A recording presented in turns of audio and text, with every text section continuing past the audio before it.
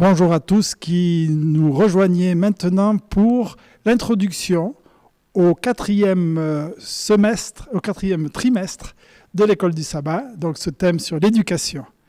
D'abord, je veux remercier le professeur Rivan Dos Santos d'être avec nous cet après-midi.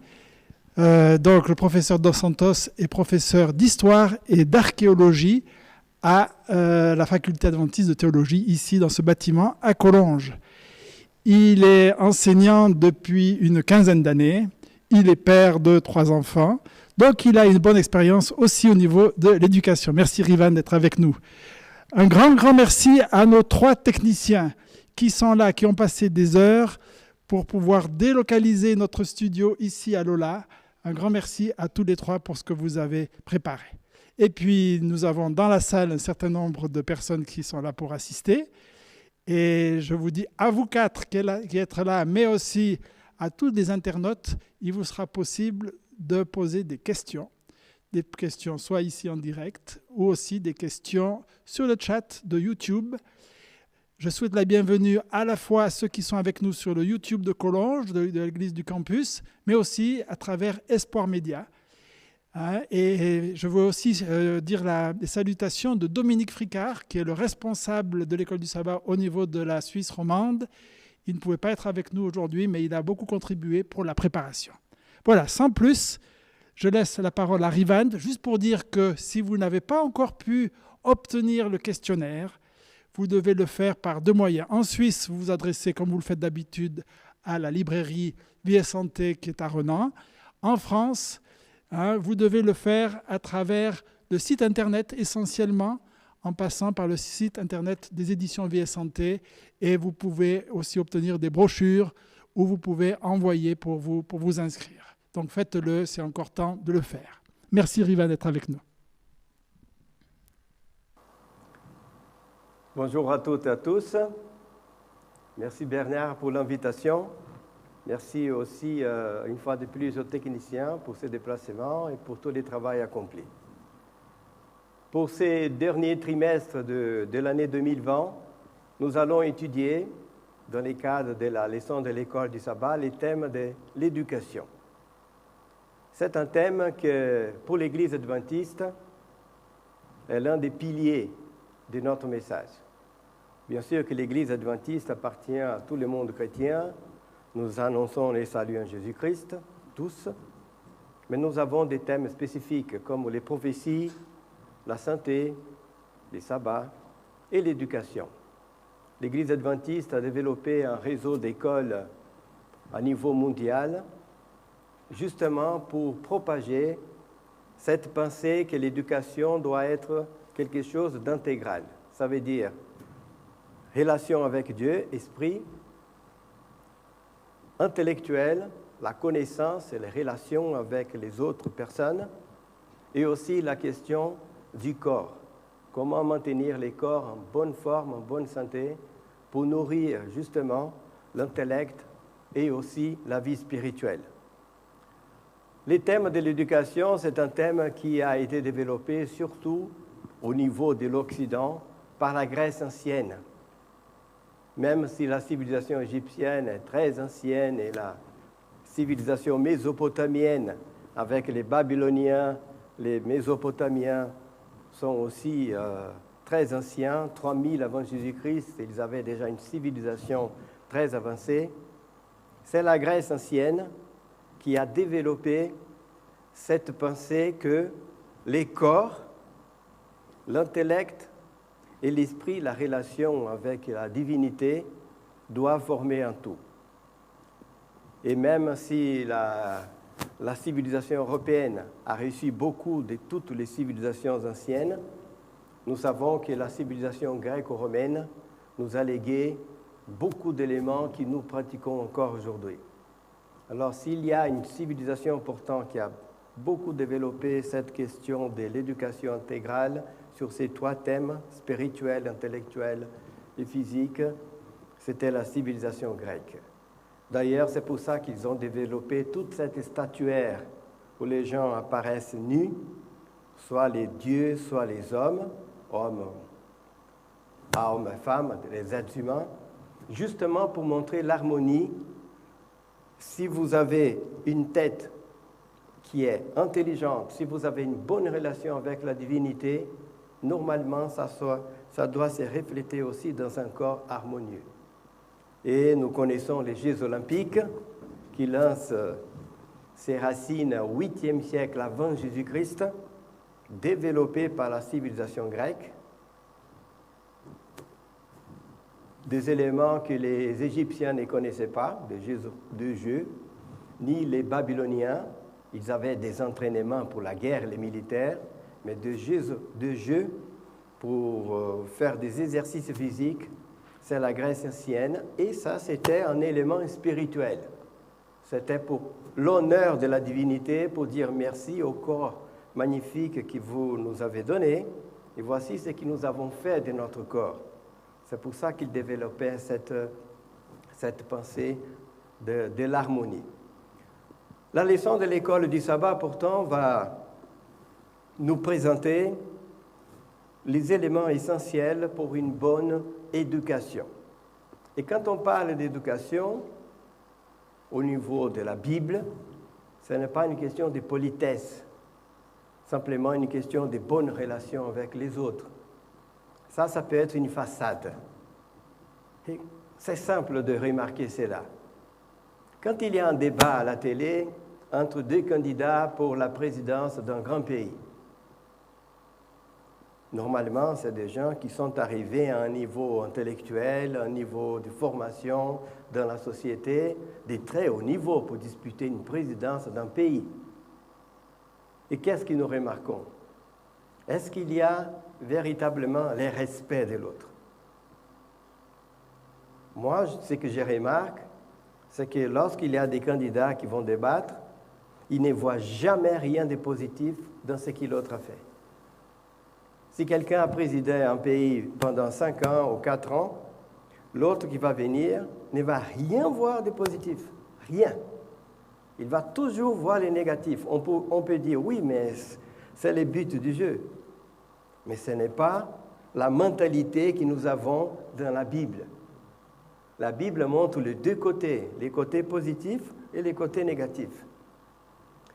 Il suffit aussi de voir ce qui se passe dans les forums. Lorsqu'on tape sur Internet pour chercher un sujet, si vous voulez acheter un ordinateur, une télé. L'autre jour, j'ai regardé une recette de pain. C'était pendant les confinements, juste comme ça. Et c'est intéressant.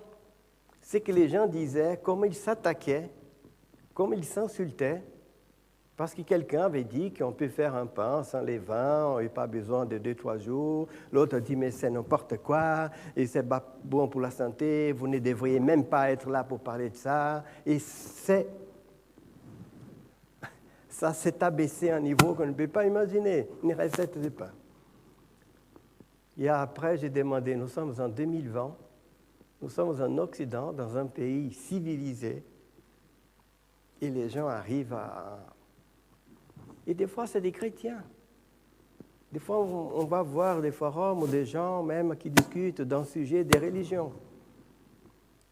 Des fois, c'est des gens qui ont même des grandes formations. Mais la formation intellectuelle n'est pas tout. Et ce que la leçon va essayer de nous montrer une fois de plus, comme l'Église adventiste essaye de le faire depuis plus d'un siècle, c'est de montrer que l'éducation que la Bible nous propose, c'est quelque chose qui doit transformer notre vie. Ça doit être différent de tout ce que nous connaissons. Vous avez là affiché les 13 leçons. L'éducation dans les jardins d'Éden, ce sera la première. Après, nous allons commenter un peu chaque leçon et ce qu'est la leçon, quel est le but de la leçon. Et à la fin, vous pourrez poser vos questions. L'éducation pourtant dans les jardins d'Éden, comme tout a commencé, la leçon va montrer que les jardins d'Éden étaient la première école. La famille, c'est là que nous apprenons les premiers éléments de la vie dans ce monde.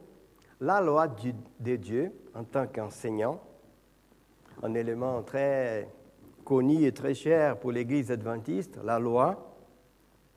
Mais la leçon va essayer de mettre les points sur les i. Ce n'est pas une question d'obéissance, c'est une question d'amour. Les yeux du Seigneur, la vision biblique du monde. Dans cette quatrième leçon, le but, c'est que nous ayons des sortes de lunettes, j'appellerais les lunettes de Dieu. Voir les mondes comme Dieu voit. Faire nos choix professionnels et d'autres avec les valeurs de Dieu et pas simplement les valeurs du monde. Il y a 2 leçons, 5 et 6, à propos de Jésus-Christ, parce qu'il était le maître, il était appelé rabbin. Et la leçon va mettre les points sur les faits que Jésus n'était jamais appelé une ou deux fois, mais sauveur, mais par un ange qui annonce. Il n'était pas appelé rédempteur, il était appelé rabbi, il était appelé maître. Et qu'est-ce que Jésus est venu surtout nous enseigner ici? C'est le but de ces 2 leçons. La première met un peu plus l'accent sur Jésus qui va présenter Dieu, le Père. Il va essayer de nous montrer, parce qu'il était aussi parfait, il avait la divinité en lui, il va essayer de nous montrer qui est Dieu. Et dans la deuxième leçon, la leçon numéro 6, on va essayer de nous faire intéresser à connaître Jésus-Christ. Pourtant, la 5, on va connaître Dieu par Jésus. Et la 6, connaître véritablement Jésus pour essayer d'être comme lui. La 7e, c'est l'adoration en tant qu'éducation, ou dans l'éducation. La leçon va essayer de nous montrer que tous les êtres humains ont besoin d'adorer, d'admirer quelque chose. D'ailleurs, dans notre langue, on dit beaucoup « Ah, j'adore ça, j'adore cette glace, j'adore cette couleur. » Bien sûr que ces mots sont trop forts. Ce n'est pas ça qu'on veut dire, mais l'être humain a toujours besoin d'admirer quelque chose, d'avoir des repères. Et la leçon va essayer de nous dire comment trouver les bons repères au milieu de tant d'offres que nous avons partout aujourd'hui. La leçon numéro 8, éducation et rédemption. Le but de cette leçon, c'est de nous montrer que toute la Bible, tout ce que Dieu a fait pour nous, est avec le but de nous présenter son amour, de nous présenter son projet pour nous. C'est un Dieu de rédemption. Parce que le monde tel quel nous vivons aujourd'hui, ce n'est pas le monde que Dieu avait projeté pour l'homme. Nous sommes ici dans une sorte de parenthèse.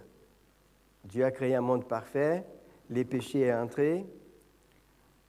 Ensuite, nous aurons à nouveau la perfection. Mais tant que nous sommes ici, Dieu est en train de nous montrer quel est son projet pour nous. L'Église et l'éducation, la leçon numéro 9.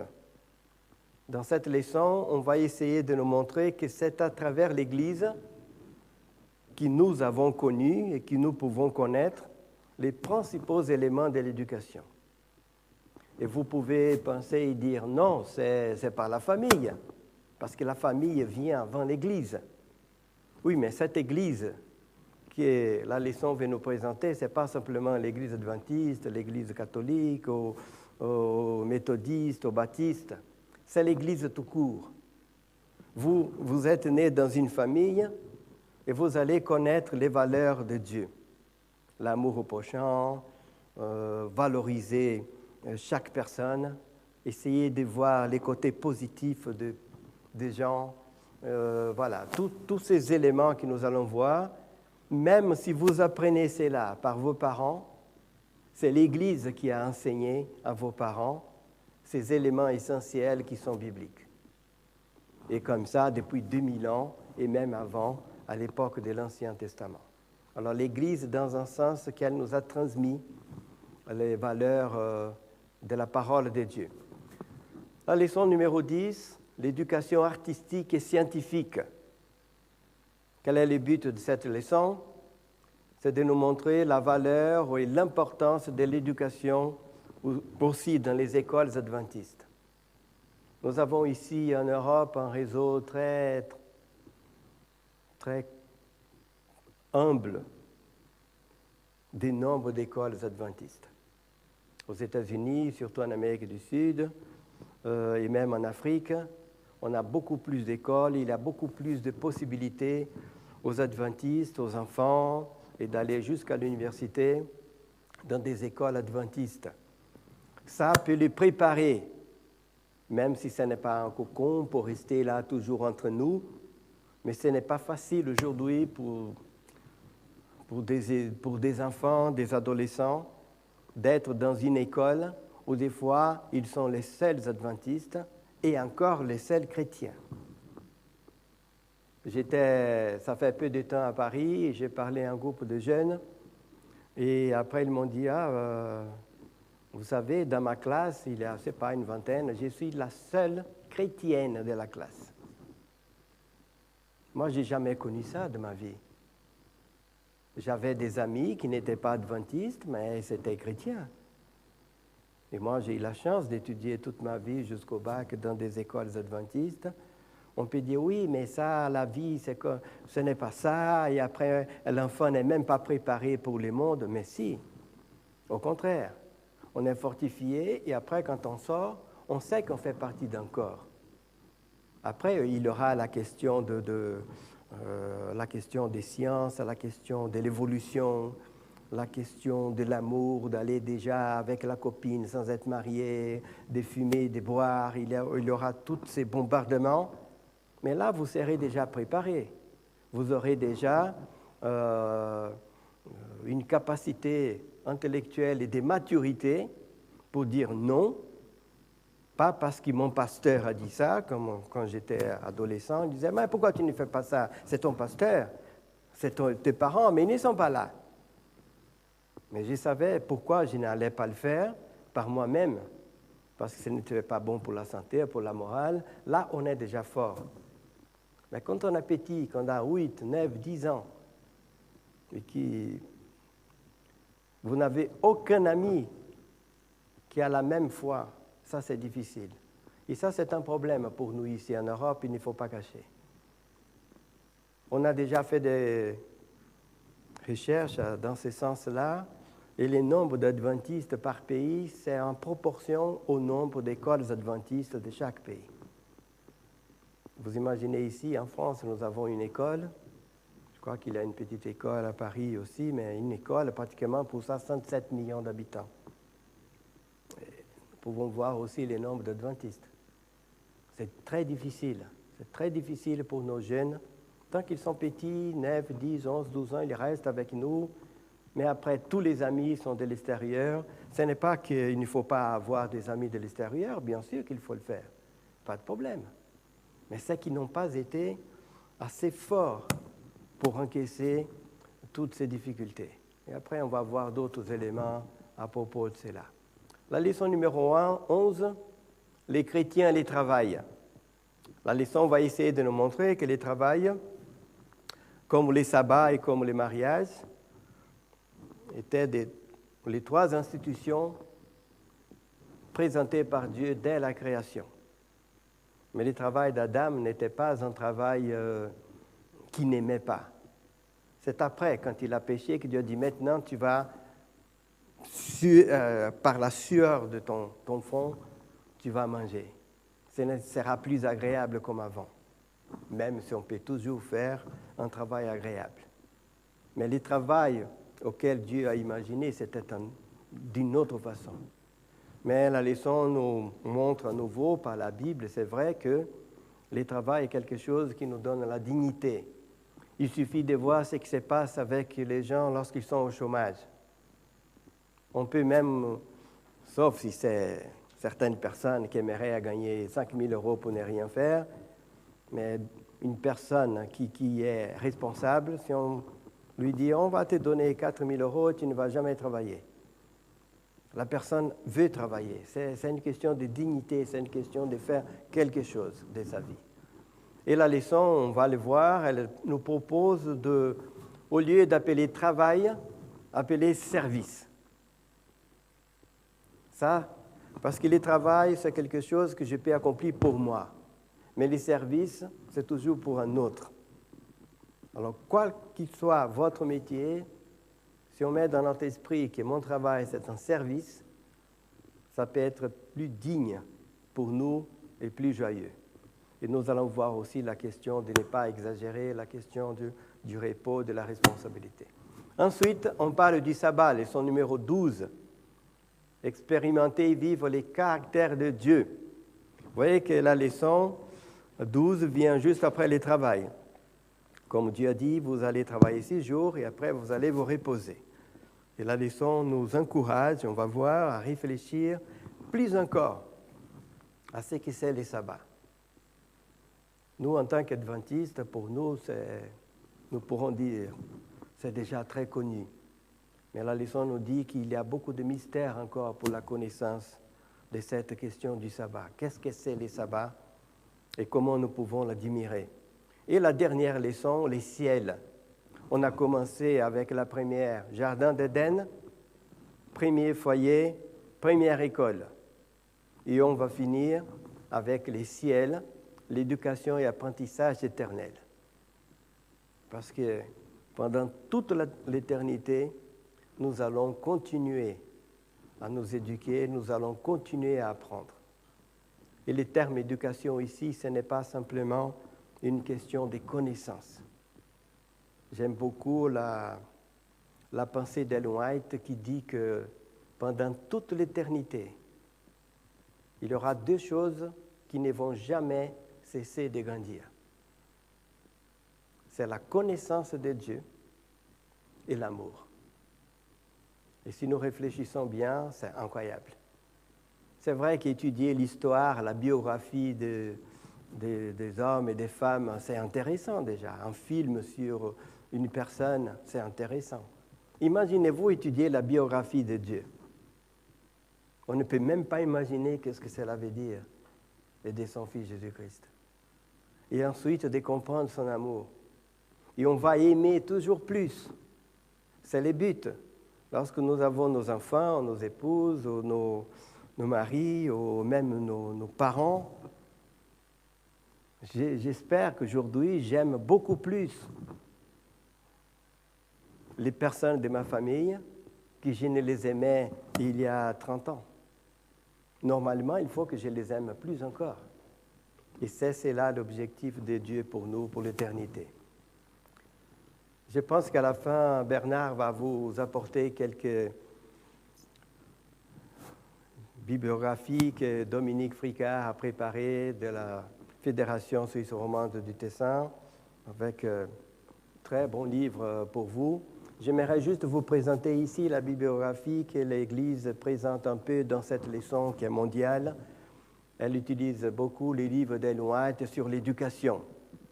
Et si vous constatez bien, il y a 4 livres qu'elle a écrits de son vivant à propos de l'éducation et un 5e qui est une compilation on a appris des textes d'Ellen White, fondement de l'éducation chrétienne. Tout ce qui est en orange, il s'agit des livres qui ont été traduits en français. J'ai mis ici, par curiosité, l'âge d'Ellen White. Parce que c'est un sujet ce n'est pas un sujet qui a 30 ans, on peut avoir la désinvolture de 30, 35 ans, 40 ans, vouloir parler d'éducation. Oui, on peut faire un master, un doctorat, et être docteur en éducation à l'âge de 35, 40 ans, mais c'est beaucoup plus que cela. Et Ellen White, c'est à l'âge de 66 ans qu'elle a écrit le premier livre, Christian Education, qui n'a pas été traduit. Après témoignages spéciaux sur l'éducation, elle a 70 ans. Elle a une grande expérience. Elle est même déjà veuve. Elle a vu comment a été l'éducation de ses enfants, qui ont été difficiles au début, et qu'ensuite elle a réussi à rectifier les tirs, ses relations avec la direction de l'Église. Voilà, tout cela. Et même, nous sommes ici, tous les livres d'Ellen White ici sont après 1888. Pour ceux qui ont une certaine connaissance de notre Église, l'Église a commencé en 1854, 44 ans après, 1888, conférence générale à Minneapolis. Ils ont redécouvert la justification par la foi. Ce que Luther avait déjà commencé en 1517 contre les indulgences pour dire que nous sommes sauvés par la foi, que l'Église adventiste vient pratiquement 300 ans après, elle a oublié. Elle ne parlait que de la loi, 10 commandements, sabbat, parce qu'ils avaient redécouvert cela. Ils ont mis tout l'accent sur la fidélité à la loi de Dieu, et surtout au sabbat. Et nous, adventistes, sommes très connus encore aujourd'hui pour la question du sabbat. Il ne parlait même pas de grâce, mais c'était de fidélité. Même les livres d'Ellen White, des recherches ont été faites entre 1944 et 1888, parlent beaucoup de cette exigence de Dieu pour la loi. Ensuite, en 1888, deux pasteurs, Jones et Waggoner, vont présenter « Attention, nous sommes en train d'aller trop loin, la loi ne sert à rien ». Bon, ils ont exagéré en dire comme cela, surtout avec la mentalité. La loi ne sert à rien, les sabbats ne servent à rien, ce qui compte c'est la foi, c'est la foi. Ils ont failli presque se taper physiquement. Ça a été terrible. Et même Ellen White, au début, était réticente. Mais Dieu lui a envoyé une vision pour dire, ils ont raison, il faut les écouter. L'Église est pratiquement divisée. Le président de la conférence générale à l'époque ne voulait même pas entendre parler, a dit qu'il n'avait même pas le droit de parler dans les églises, mais avec la pression d'Ellen White. Bon. Et vous voyez que tous ces livres sont écrits après. Et là, tous les écrits d'Ellen White après cette date continuent à mettre l'accent sur la loi, la fidélité, bien évidemment. Mais cette fidélité doit avoir comme moteur l'amour. Ce qu'on ne parlait pas trop avant, ils ont dit, c'est l'amour qui doit nous pousser à dire, Seigneur, donne-moi la force de t'obéir, parce que c'est pour mon bien. En 1903, elle écrit un livre très, très important, Éducation, qui a été traduit en français et en beaucoup d'autres langues. Elle a déjà 76 ans. Je conseille vraiment. Et aujourd'hui, nous pouvons charger tous les livres d'Ellen White sur Internet. On n'a même pas besoin d'acheter. Et j'aimerais surtout donner un conseil à ceux qui aiment beaucoup présenter Ellen White. Ah, Ellen White dit ça, sur la réforme, sur la viande, sur... voilà. Tous ceux qui aiment beaucoup Ellen White et la présenter, qui lisent ces livres-là. Parce que la plupart n'ont jamais entendu parler de ces livres. Et aussi les livres conseils aux parents, aux éducateurs et aux étudiants. C'est aussi un livre à lire même avant tous les autres. Et aussi, Fondement de l'éducation chrétienne, c'est une compilation, mais c'est très, très important. Là, vous voyez, les conseils aux parents, aux éducateurs, aux étudiants, Ellen White à 96 ans. 1 année et demie avant sa mort, qu'on a publié ces livres. C'est pratiquement les livres qui résument toute son expérience de plus de 2000 visions. Et là, vous pouvez avoir beaucoup de choses intéressantes. Et vous pouvez comparer avec la Ellen White du début, comme elle dit que les parents, les professeurs, doivent être patients, équilibrer l'amour avec la discipline, écouter plus les jeunes. Ce qu'on fait aujourd'hui, c'est vrai. Mais on n'écoutait pas trop, on disait non, c'est comme ça, Dieu veut comme ça, et on n'expliquait même pas. Et là, on dirait presque une Ellen White de 2020. Qu'il faut expliquer, il faut que les enfants comprennent et surtout montrer un Dieu d'amour. Rapidement, nous allons passer, nous avons déjà présenté, mais nous allons montrer maintenant chaque application, en 2 phrases, qu'est-ce que chaque leçon essaye de nous proposer comme question. On ne va pas répondre, c'est à nous de répondre lorsque nous allons étudier ces leçons pendant les sabbats. Une petite introduction pour résumer ce trimestre. C'est Proverbe 9:10. Les commencements de la sagesse, c'est la crainte de l'Éternel, et la science des saints, c'est l'intelligence. J'ai souligné les mots crainte. Quand je souligne, c'est parce que c'est la leçon qui a donné l'accent.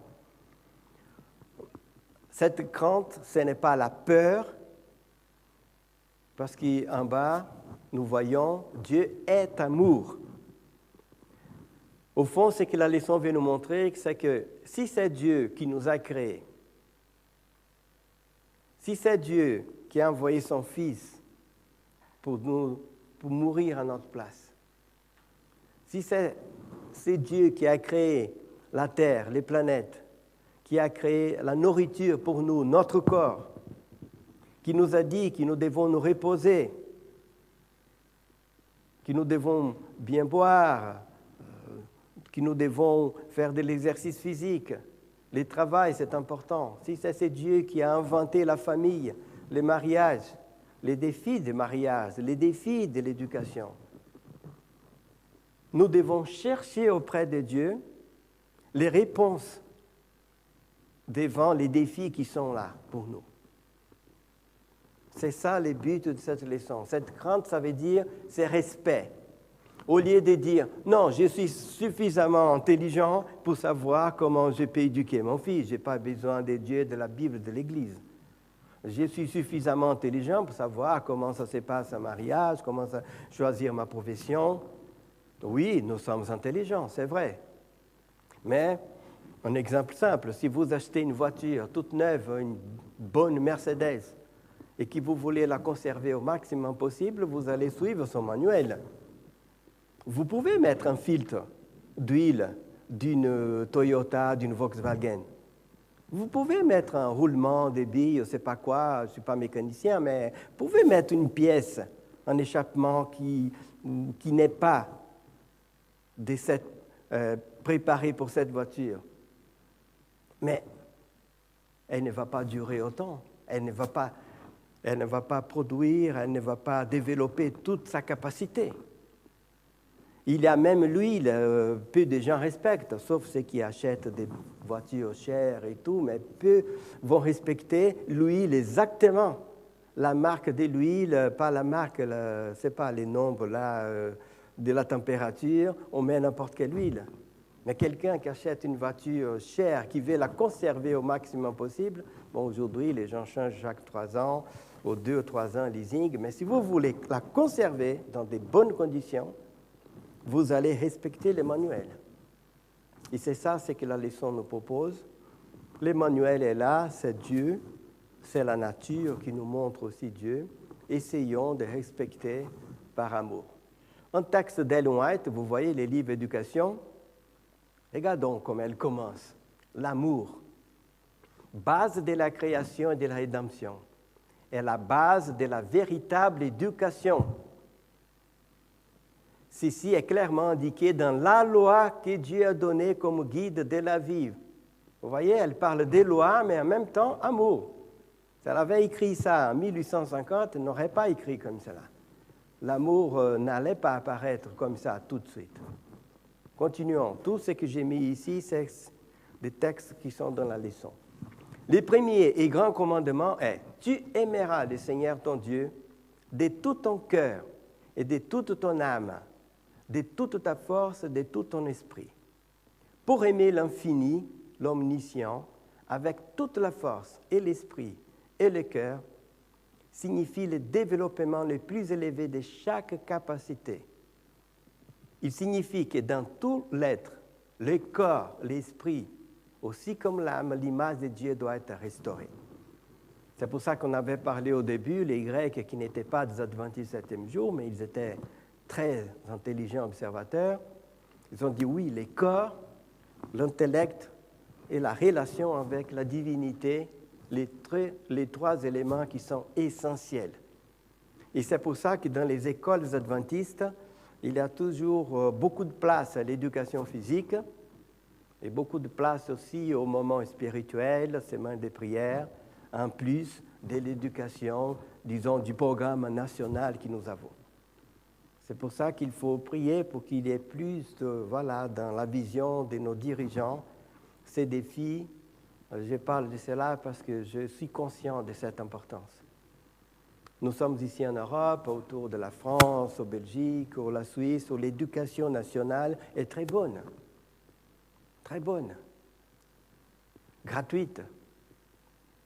Alors, c'est un défi pour l'Église d'ouvrir une école pour que les parents puissent amener leurs enfants dans une école chrétienne alors qu'il y a à côté l'école qui est gratuite. La vie est chère aujourd'hui.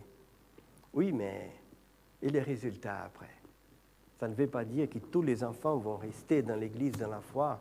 Mais si vous regardez, j'ai été élevé dans ces milieux, la plupart restent. Et même lorsqu'ils partent, ils continuent à avoir cette relation, cet esprit des choses de Dieu.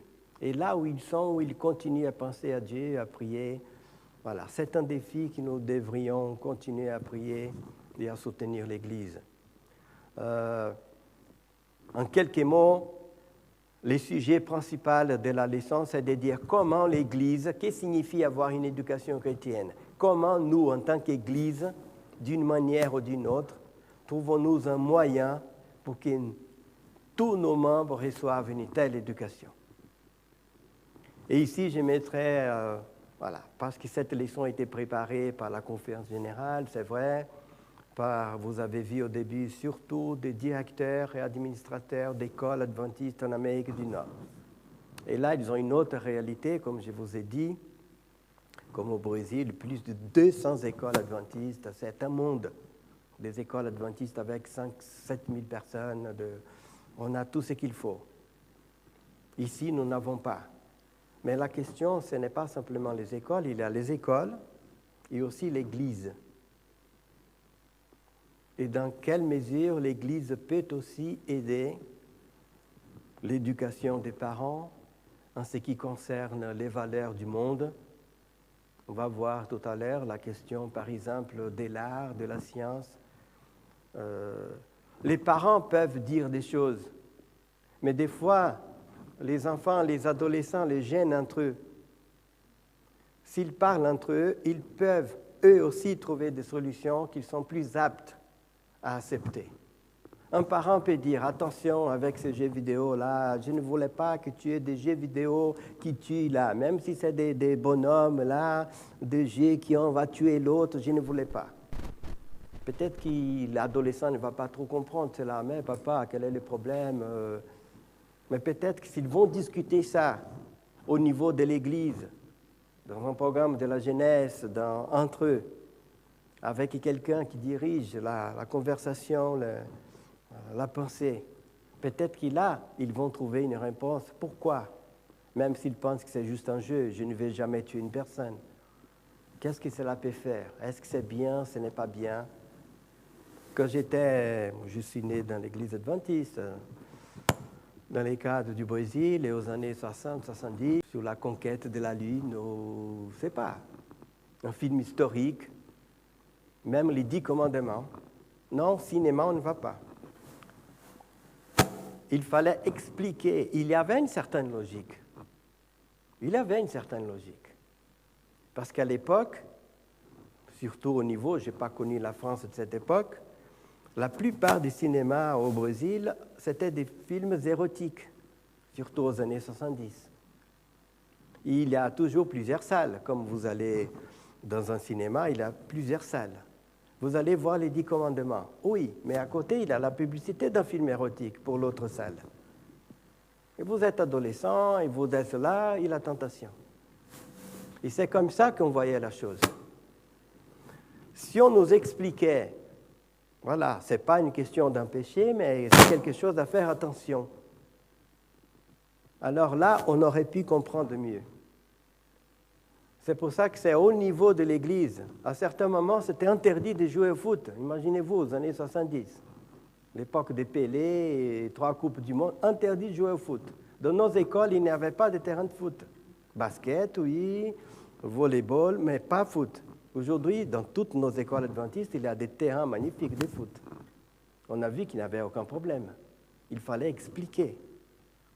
Comment les animaux avaient des relations entre eux, même un chef entre eux. Après vient la femme, il y a les mariages, les enfants qui sont nés, bon, après les jardins d'Éden, mais c'était les premiers foyers.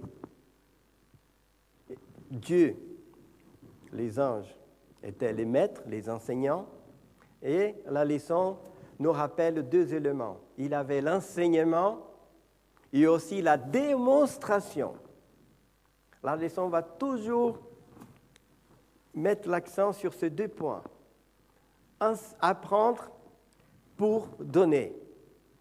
Et les maîtres doivent toujours faire une démonstration dans sa vie de ce qu'il fait.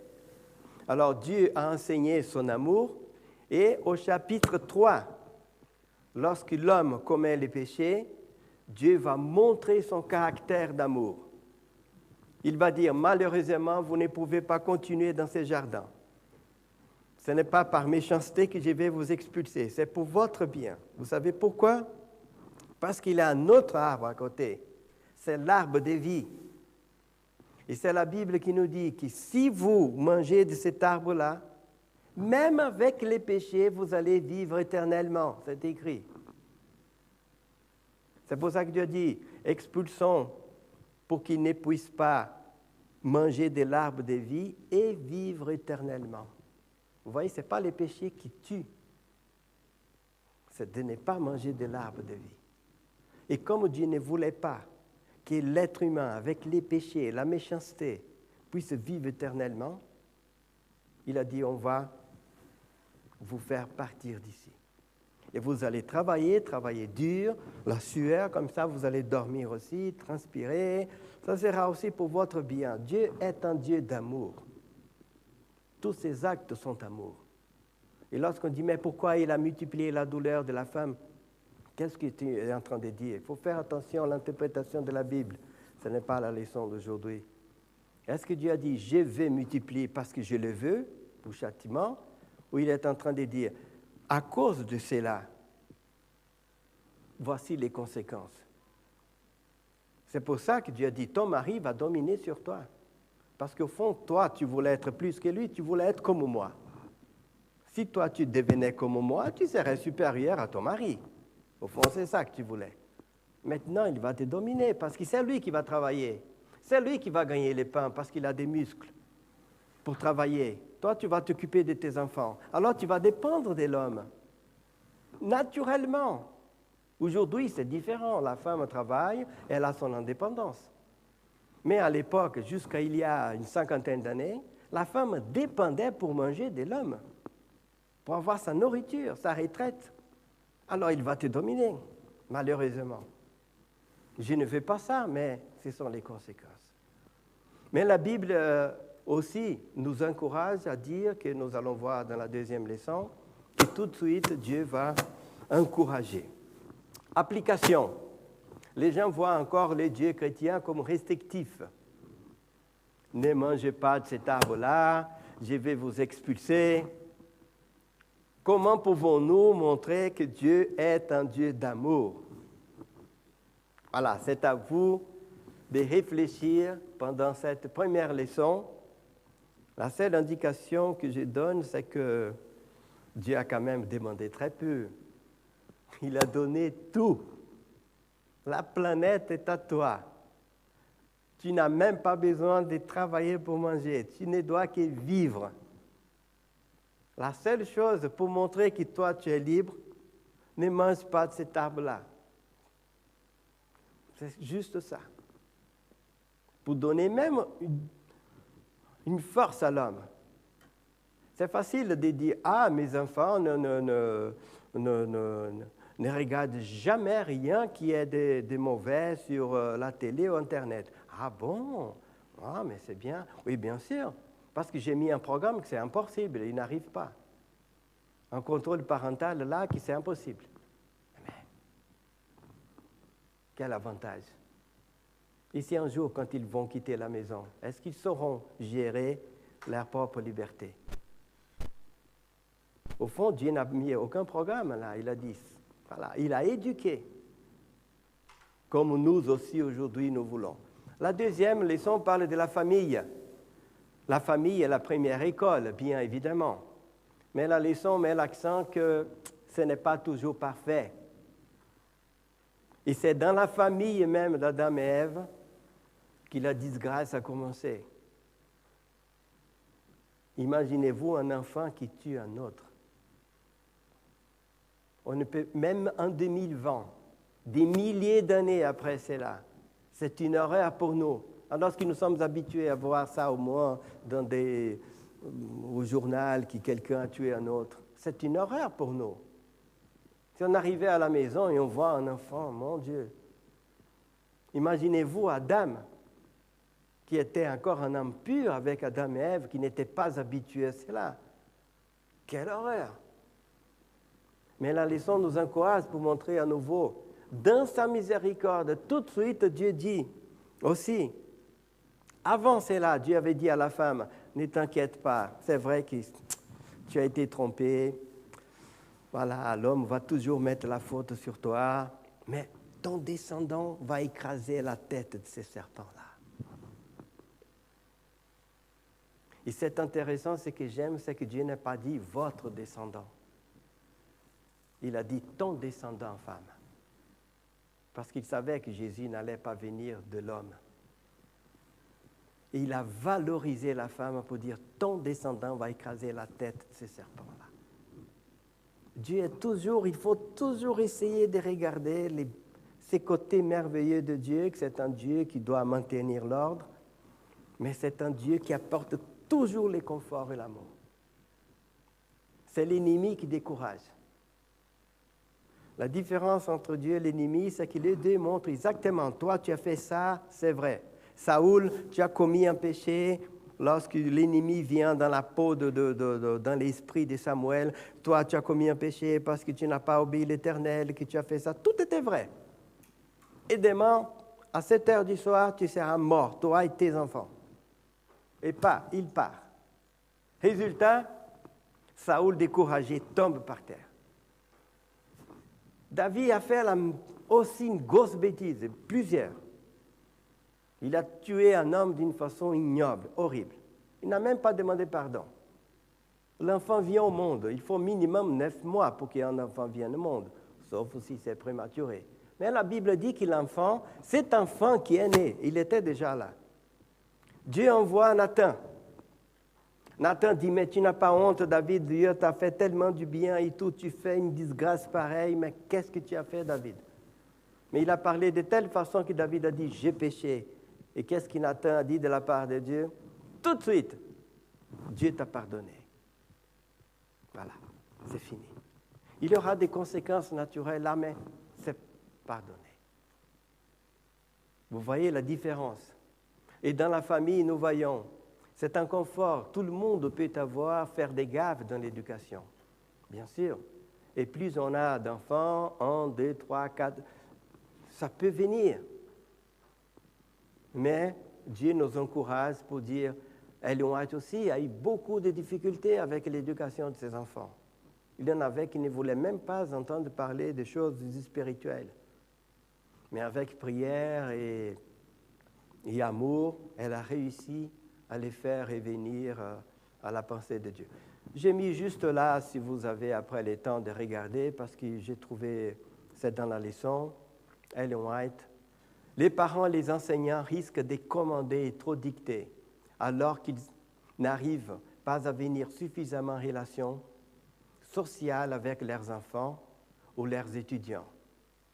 Ils maintiennent une trop grande réserve, exercent leur autorité d'une manière froide et sans sympathie, qui a tendance à repousser au lieu de gagner la confiance et l'affection. S'ils rassemblaient plus souvent les enfants et manifestaient un intérêt pour leur travail et même pour leur sport, ils gagneraient leur amour et leur confiance.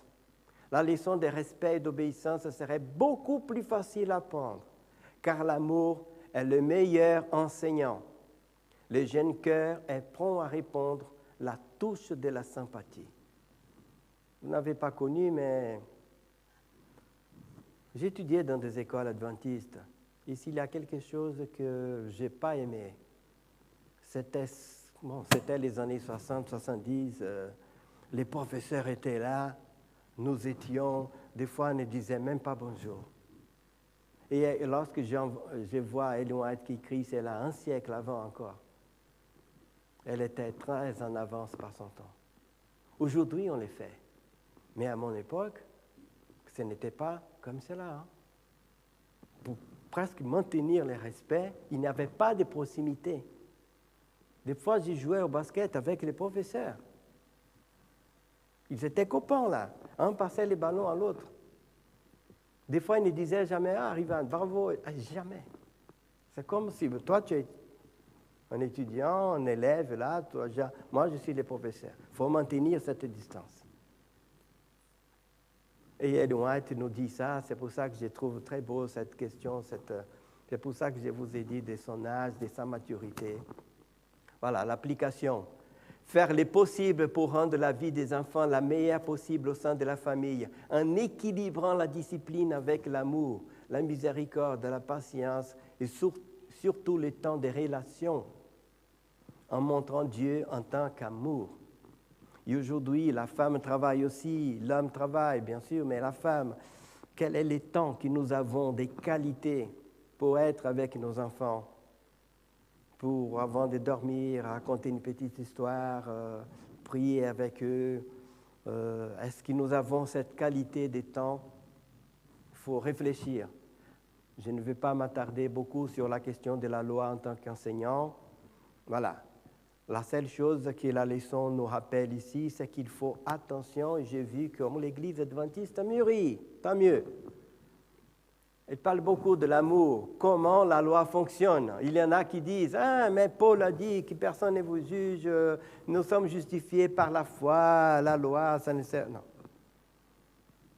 Qu'est-ce que la Bible nous dit? L'Ancien Testament, Deutéronome 6.5, que Jésus a repris. L'amour, c'est au cœur de la loi. Il faut que les adventistes apprennent aussi beaucoup cela. La question de l'amour. Tu aimeras, regardons bien comment Dieu a proposé. La première fois qu'il parle de cela, lorsqu'Israël quitte l'Égypte. Ça, c'est pour les futurs. Tu aimeras l'Éternel, ton Dieu, de tout ton cœur, de toute ton âme et de toute ta force. Et ces commandements que je te donne aujourd'hui seront dans ton cœur. Voilà. Ce n'est pas que si vous pratiquez la loi, vous allez aimer. Non.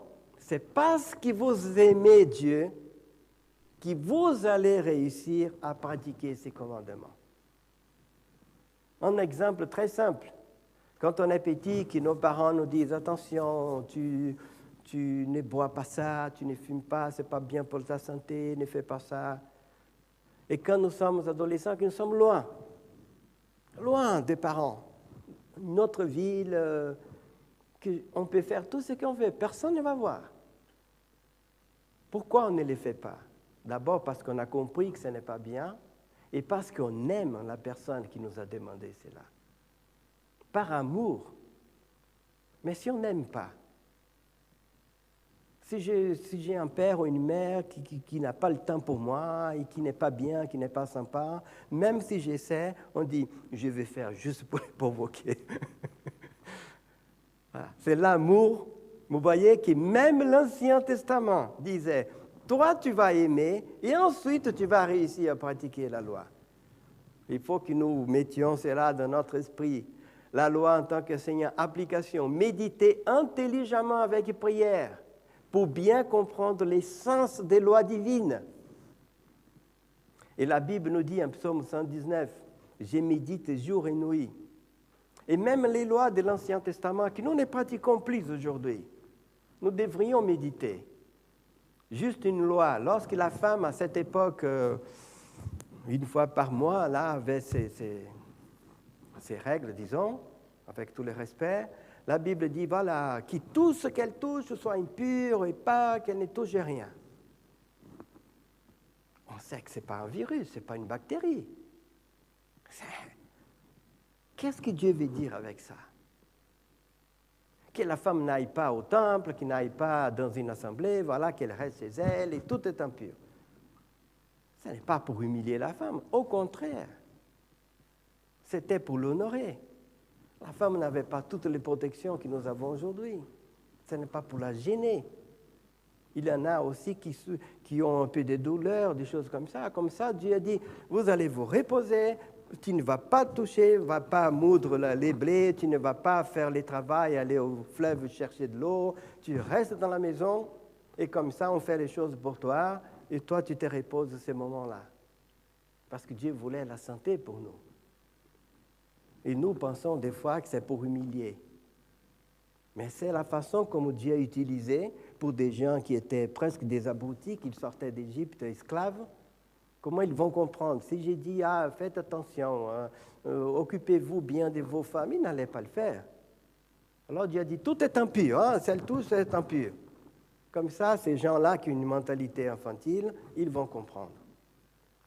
Alors c'est pour ça qu'à chaque loi, lorsque Dieu dit, lorsque vous avez un bœuf, qu'il va tourner la meule là pour moudre les blés, il ne faut pas fermer sa bouche. Il faut les laisser manger tranquillement. Qui va inventer une loi pareille si c'était un être humain? Imaginez-vous un bœuf qui va travailler là, les pauvres qui a un petit terrain, qui n'a pas beaucoup de kilos de blé, le bœuf va manger là plus qu'il ne veut. On va fermer sa bouche. Mais Dieu dit non. Il travaille. Et d'ailleurs, Paul va utiliser cela pour dire ceux qui travaillent de l'évangile doivent manger de l'évangile. Il est en train de travailler. Ce que Dieu voulait, c'était éduquer ces gens, sinon on devient abruti. Ton animal est en train de travailler, il sent la nourriture. Il ne peut même pas manger, non. C'est inhumain, cela. C'est pour ça que la Bible dit, si vous trouvez aussi un nid qui est tombé avec la maman et les petits, vous prenez... Il y a beaucoup de lois qu'on ne pratique plus aujourd'hui, mais que nous devons méditer pour connaître les caractères et l'amour de Dieu. La leçon numéro 4, les yeux du Seigneur, la vision biblique du monde. Cette leçon nous invite à prendre nos décisions avec Dieu. Ce n'est pas lui qui va décider pour nous, mais nous devons les consulter. Dieu ne veut pas des légumes humains. Je ne voulais pas un fils, une fille qui me dit « Papa, toi tu m'aimes bien, tu as beaucoup d'expérience, alors tu choisis une profession pour moi, j'accepte. Papa, tu choisis une fille ou un garçon pour moi, tu as beaucoup plus d'expérience, tu connais mieux mon caractère que moi, choisis-la. Pour moi, j'accepte. Papa, je vais acheter une voiture pour les travaux comme ça. Voilà, va dans les garages, choisis, voici l'argent. Qui veut un enfant comme ça? Est-ce qu'il va se développer? Non. Mais si nous avons plus d'expérience pour certaines choses, et que l'enfant dit, papa, je pense à ça et à ça, qu'est-ce que tu penses? À un ami. Moi, nous donnons notre opinion, et c'est à la personne de prendre la décision. Mais la décision, nous avons prise après avoir consulté Dieu. Une chose, c'est de demander à Dieu de résoudre pour nous. Il y a des questions que nous ne sommes pas capables de résoudre, c'est vrai. Une question simple, c'est comment choisir la bonne personne pour la vie, Dieu connaît. Quand j'avais 20 ou 30 ans, il connaissait ma vie à 50, 60, 70. Je peux dire, Seigneur, aujourd'hui j'ai une vingtaine d'années, cette personne-là, ça va bien avec moi, pour l'instant on ne voit rien, mais c'est toi qui connais l'avenir. Alors, si tu vois qu'il y a quelque chose qui est dans l'avenir, ce n'est pas la bonne personne, je te laisse libre cours d'un péché. Mais si tu n'empêches pas, j'avance. Je pense que pour la profession, pour tout, voilà, nous sommes invités, parce que c'est un Dieu, comme on dit la leçon, à la phrase finale, c'est un Dieu qui s'engage avec sa création. Mais il ne veut pas vivre à notre place. Il nous a créés, il a dit que l'homme s'attache à sa femme, laisse son père et sa mère. Et qui étaient les pères d'Adam? C'était Dieu. Au fond, il a dit, laisse-moi Adam et attache-toi à ta femme. Mais bien sûr que c'est moi qui suis là pour vous orienter, mais c'est à vous de vivre votre vie, mais consultez-moi bien évidemment. Application, utiliser notre liberté en union avec la sagesse de Dieu. Marcher main dans la main. La leçon 5 et 6 parle de Jésus. Je vous ai déjà dit un mot Nous devons de plus en plus étudier la vie de Jésus-Christ, même si nous sommes nés déjà dans l'Église, il faut réfléchir, parce qu'à travers Jésus, il nous montre Dieu, comme si Dieu était là avec nous. Et ce que j'aime beaucoup, c'est le fait que nous disons « Dieu ne change pas, mon frère, Dieu est toujours le même ». Et on nous sort des pratiques de l'Ancien Testament pour dire « Aujourd'hui, ça doit être comme ça ». Parce que c'est comme ça que Dieu a fait. Et Dieu ne change pas.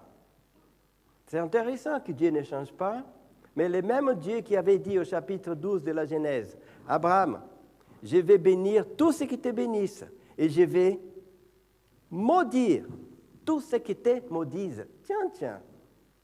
C'est le même que Dieu va dire 2000 ans après, à l'époque Jésus. Maintenant, c'est fini ça. Si quelqu'un vous maudit, il faut le bénir. Vous voyez? Dieu est le même, mais pas nous. Vous ne pouvez pas éduquer un enfant de 5 ans comme vous l'éduquez quand il a 20 ans. L'Ancien Testament, c'est des enfants de 5-7 ans. Et le Nouveau Testament, disons, c'est plus. Et aujourd'hui, 2000 ans après. Ça serait comme si on a 50 ans et que nous avons encore nos parents, qui des fois, ils voulaient nous éduquer pour certaines choses, mais nous avons beaucoup plus de liberté. Mais une liberté dans la responsabilité. Pourtant, Jésus vient nous montrer Dieu. Et surtout par son action. La leçon nous rappelle l'attention que les évangiles ne parlent pas beaucoup de ce que Jésus disait, mais surtout de ce que Jésus faisait. Application, connaître Dieu à travers Jésus. Et la leçon 6, c'est connaître Jésus, sa personne même, parce qu'il était un être humain, pour que je puisse m'approcher le plus possible de son caractère. Tant que je serai sur cette terre, je ne pourrai jamais être comme Jésus-Christ. Il n'avait aucun péché dans son corps. Moi, je l'ai. Mais je peux m'approcher. Il m'a sauvé. Il peut me donner la volonté de plus en plus d'être comme lui. Et si j'ai réfléchi tous les jours sur sa vie, quand je serai confronté à un problème, Dieu va me donner la force d'essayer d'agir comme Jésus. Voilà, la leçon nous invite à cela. Jésus nous a enseigné les chemins par ses enseignements, nous a montré les chemins par son exemple, et nous a fait un chemin par sa mort et résurrection. Application. En tant que disciples, nous devons décider, j'aimerais être comme Jésus-Christ. Pas avoir sa perfection, parce que Jésus n'a jamais demandé pardon à ses péchés. Combien de fois j'ai déjà entendu, combien de fois? Quelques fois. Ah, vous savez, nous pouvons être comme Jésus. J'ai dit non, nous pouvons nous approcher. La Bible dit que nous serons transformés quand il va venir. Je ne connais aucune personne dans la Bible qui a dit maintenant je ne pêche plus, je suis parfait. Même Moïse au dernier moment, même David, même Élie, même Paul a dit oh misérable homme que je suis, ce que je ne veux pas, je l'ai fait. Mais il luttait, il avançait. Même Jean, petit vieux de plus de 90 ans, quand il voit Jésus en vision, son copain, qu'il couchait sur sa poitrine. 60 ans après, il voit Jésus, qu'est-ce qu'il fait? Ah, Jésus, combien de temps? Il tombe comme mort. Chapitre 1er de l'Apocalypse. Le même Jésus qu'il connaissait. Mais Jésus était maintenant divinisé. Et devant un être divin, il tombe. Parce que lui, il est un pécheur encore. Et Jésus les touche et dit, voilà, tu vas écrire. Le péché est toujours là dans notre nature.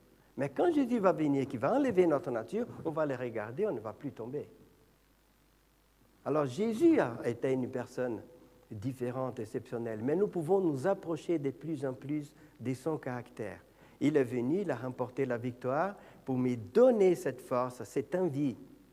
Et cette force, de peu à peu, on appelle, dans l'Église adventiste, on aime beaucoup ce terme, sanctification. Chaque jour, je m'approche un peu plus. Des fois, je recule, mais j'avance. Je monte, je descends, mais je suis en train de monter. Ce n'est pas une descente, sanctification. L'adoration dans l'éducation, nous avons tous besoin d'adorer, d'admirer. Aujourd'hui, les jeunes, surtout les adolescents, admirent des youtubeurs, de joueurs de foot, d'artistes et stars. Bien sûr que nous avons besoin de modèles. Et ça encourage, et c'est bien. Mais la véritable adoration, excusez-moi, nous parlons ici d'éducation. Dans l'adoration, c'est ça. L'adoration, la véritable adoration, c'est comprendre tout ce que Dieu a fait pour nous. Au fond, c'est de dire comme David, merci mon Dieu. Surtout dans les moments de difficulté. Parce que dire merci à Dieu, quand tout va bien, c'est facile. Mais ce n'est pas dans la leçon, mais j'aimerais juste une parenthèse, parce que j'aime beaucoup la question de réfléchir sur David. Pourquoi Dieu disait toujours David est un homme, voilà, comme j'aime. Alors qu'il a fait tellement de bêtises plus que Saoul. Mais Saoul ne reconnaissait jamais, il donnait toujours une justificative. Et David, il reconnaissait toujours. Et la grande qualité que je trouve aussi en David, c'est que même lorsque les choses vont mal, regardez, lisez ces psaumes. Même quand il dit, Seigneur, tout est là, tout est difficile, mon Dieu, mes ennemis, tu es où, Seigneur? Tu ne me réponds pas. Mais j'ai confiance en toi, tu es mon refuge. Il finit toujours par chanter. Il s'est écrit avec des instruments de 10 cordes, je ne sais pas quoi. Il est en train de dire qu'il est dans la souffrance, mais il est en train de chanter. Il a confiance en Dieu. Et c'est ça que Dieu voulait de nous. Même lorsque les choses vont mal, qu'on se rappelle qu'il n'a plus rien à prouver, il a envoyé son Fils pour nous aider. Il ne peut pas toujours nous sauver de tous les dangers, de toutes les difficultés, mais il est là à côté de nous. Application. Les véritables objectifs de l'adoration, c'est la reconnaissance du plan du salut. Quand on voit tout ce que Dieu a fait pour nous, nous chantons, nous disons « Ah, Dieu, tu es merveilleux ». On va accélérer éducation et rédemption. Nous avons été créés à l'image de Dieu et nous pouvons nous communiquer avec Dieu. Nous sommes les seuls êtres de la créature qui nous pouvons nous communiquer. Les oiseaux chantent le matin, ils ne savent même pas pourquoi. Bon, je ne suis pas ornithologue, mais surtout en été, vers 5 heures, j'entends déjà « plic ». Les premiers, c'est intéressant, autour des 5 heures et quelques, toujours un premier fait « plic, plic ». Depuis nos titres, allez, on commence. J'ai pensé, ils ont passé toute la nuit, ils ont les ventres vides, ils ne savent pas si c'est un aigle, je ne sais pas quoi, s'ils vont être tués. Ils ne savent même pas s'ils vont manger, si la pluie va tomber. Ils commencent à chanter déjà le matin. Ils commencent à chanter. Et après, pendant la journée, plus. Est-ce que Dieu a fait ça pour les encourager aussi? Alors, on va chanter, on va partir. Il fait noir encore, on a peur, mais on y va, comme les soldats qui chantent avant d'aller sur la bataille. Allez, chanter aussi pour les êtres humains. Je ne sais pas, et si on regarde la nature, mais nous pouvons nous communiquer avec Dieu. Et ce que cette leçon nous invite, c'est aussi de réfléchir pour les pays qui ont des écoles. Pourquoi, c'est écrit, pourquoi envoyer les enfants dans les écoles adventistes? Ils sont déjà des enfants d'adventistes, ils ont déjà Ellen White, ils ont déjà la Bible, tous les sabbats, ce n'est pas nécessaire. Ce n'est pas pour condamner, mais nous avons notre école ici, il y a d'autres personnes qui habitent une dizaine de kilomètres, ou vingtaine. Oui, mais pourquoi envoyer les enfants à Collonges? Il y a de bonnes écoles partout. C'est ce que nous avions dit déjà, nous avons déjà dit au début. Oui, mais l'enfant passe beaucoup plus de temps à l'école qu'avec ses parents. Beaucoup plus. Et aujourd'hui, avec les mamans qui travaillent, avant, les mamans étaient à la maison. L'enfant arrivait, voilà. Mais aujourd'hui, très peu de temps. Ils ont plus de temps. Alors, s'ils passaient plus de temps dans des écoles, même s'ils apprennent d'autres choses, mais que les profs sont là, qui prient pour eux dans leur tête, qu'ils ont une ambiance chrétienne, ils allaient se sentir beaucoup plus rassurés. Et je vous demande sincèrement, je vous demande avec amour, mais en tant que professeur et en tant que personne qui a connu la beauté d'être élevé autour des écoles, quand je suis arrivé ici en Europe, je n'avais pas d'enfants, voilà, j'étais fiancé, on s'est marié après, les enfants commencent à venir. Je ne savais pas que j'allais rester ici pour longtemps, mais tout le monde disait, tes enfants, si tu as des enfants en Europe, ils vont tous quitter l'église, c'est pas quoi. Et j'avais un peu peur de ces choses-là. Surtout qu'il n'y avait pas beaucoup d'écoles adventistes. Je sais les biens que ça fait. Je le sais. Et j'ai eu beaucoup de chance d'être ici autour des Collonges. J'ai eu beaucoup de chance que mes enfants ont pu étudier ici, avoir ses amis. Maintenant, ils sont grands, voilà, c'est à eux de jouer avec les seigneurs. Mais les bases, je me souviens quand j'ai mis, surtout mon fils aîné, la première année, je n'avais pas les moyens, il était dans l'école publique, très bonne école. Et après, on a réussi à les mettre ici, c'était différent. Il disait, il était petit, 7 ou 8 ans, je crois. Il a dit, je me sens bien au campus. Bien sûr, parce qu'il voit les maîtresses, il voit des gens qu'il voit tout le samedi. C'est comme moi. Quand je voyais là les gens que j'ai côtoyés, c'est comme une famille. J'ai beaucoup de peine et de respect quand je suis ici en France, avec tous ces enfants et adolescents qui sont partout en France, qui n'ont pas d'école adventiste et qui doivent se débrouiller. Et qui pour rester dans la foi, bravo à vous qui vous gardez encore la foi. Parce que ce n'est pas facile. Éducation, rédemption, application. Juste un vers. En Jésus, nous voyons le déroulement du plan de la rédemption. La leçon nous invite à voir ces plans et dire merci Dieu. Vous savez, avec mon âge, même si je suis né dans l'Église, il y a une chose que j'essaye de me rappeler tous les jours.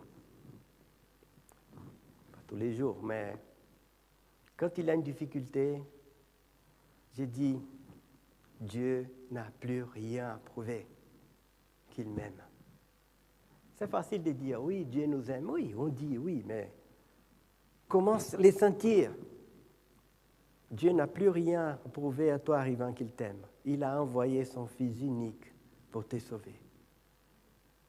Et tu sais, Rivan, quelle est ta valeur? J'y vais même plus loin. Nous avons tous la même valeur devant les yeux de Dieu.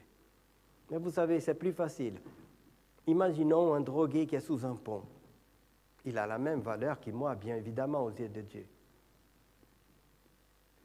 Pour ces drogués-là, il a tellement de valeur aux yeux de Dieu que Dieu a dit, je n'ai qu'un fils. C'est comme ça qu'il s'est présenté à nous. Ne me demandez pas ce mystère.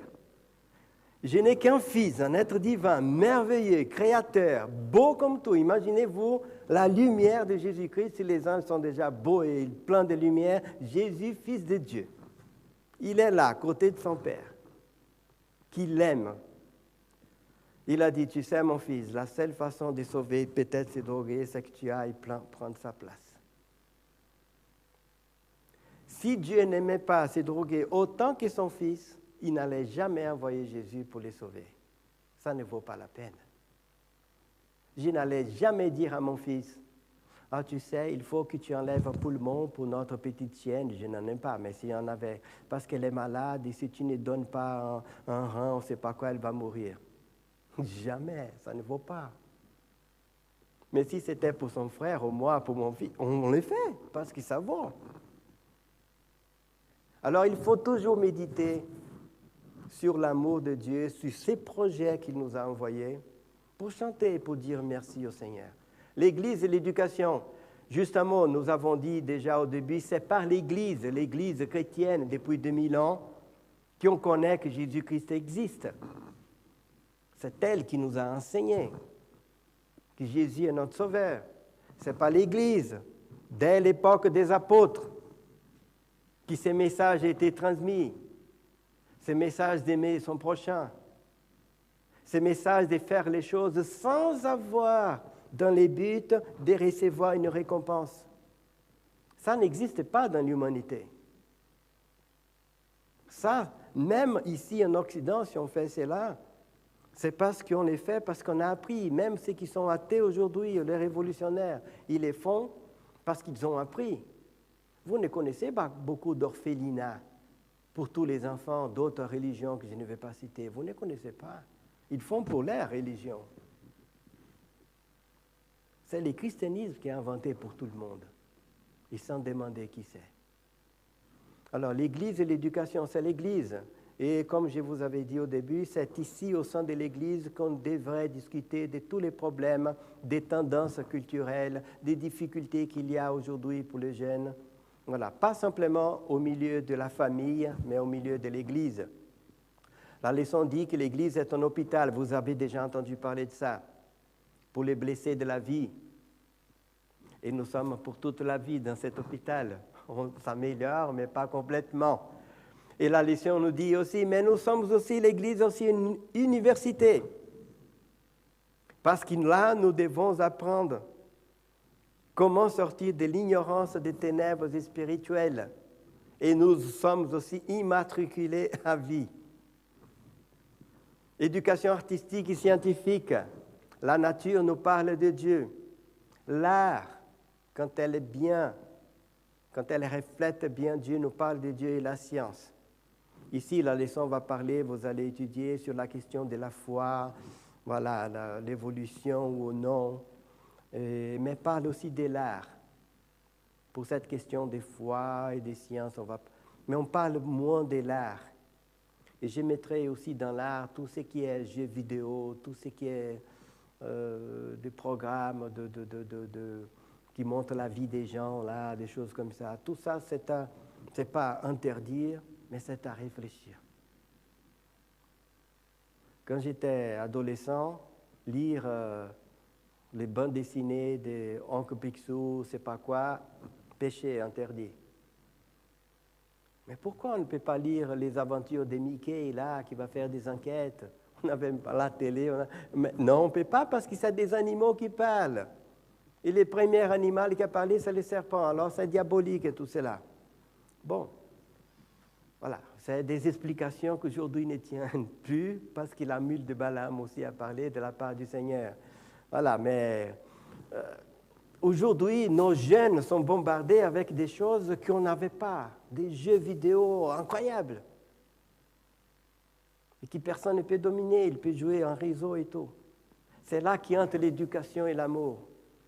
Si vous n'avez pas beaucoup de temps avec vos enfants, juste dire « c'est pas bien, Dieu n'aime pas », ça ne va jamais marcher. Mais si vous l'aimez, si vous faites des activités avec lui ou elle, fils ou filles, s'il y a une bonne relation, mais pour cela il faut du temps, là ils vont comprendre mieux, mais même comme ça sera difficile. Ils vivent dans un monde qu'on n'a pas connu. Avant, pour aller peut-être voir les péchés ou affronter les péchés ou voir la violence, certains films, il fallait y aller, mais avant un certain âge, vous n'entrez même pas. Films de guerre, films de violence, films d'horreur, massacre à la tronçonneuse en 2, 3, 10, aujourd'hui, c'est pas... Il fallait aller au cinéma pour voir. Mais si vous avez moins de 16 ou 18 ans, vous n'entrez pas. Aujourd'hui, un bébé clique là les mots qu'il veut, tronçonneuse, massacre, voilà. Il veut sexe, je sais pas quoi, nudité, tout est là devant lui.